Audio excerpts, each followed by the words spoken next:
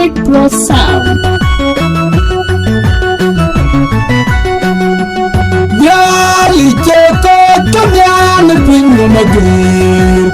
Oh, what you learn, but I'm near down before you throw the Nampira Caribbean. Yeah, you bang another. I want to jog it.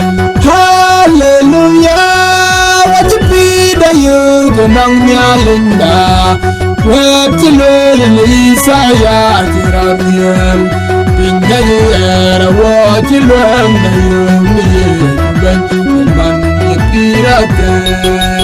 What you are, Kaban, Hadi, the Benjamin.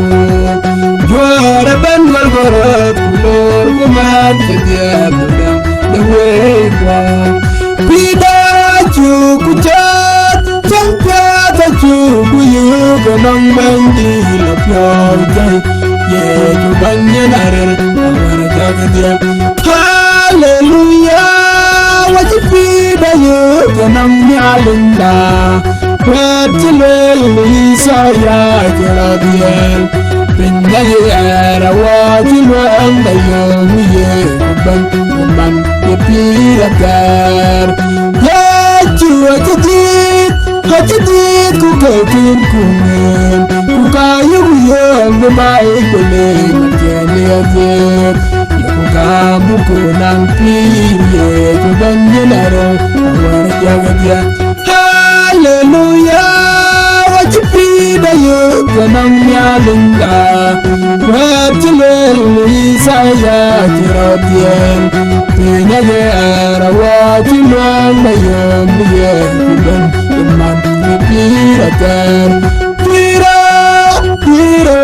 Tirana bandupinam Pelkuatya changale Dudala kadyat Lukulamba yukwambakin Tau kunyal berani banjamir Babanyuk Tuabu piratar wada Yeju banjinaril Awar jagadia Hallelujah.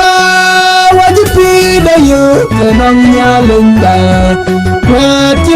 Lisa Yarabian.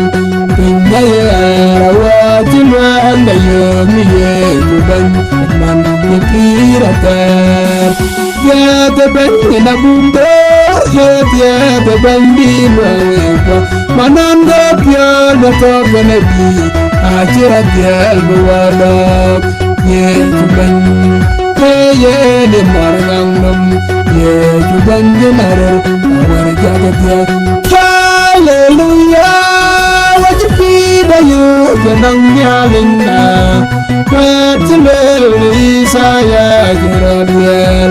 Pinga, what you learn, the young man, the pirate. Adam, you been diamond.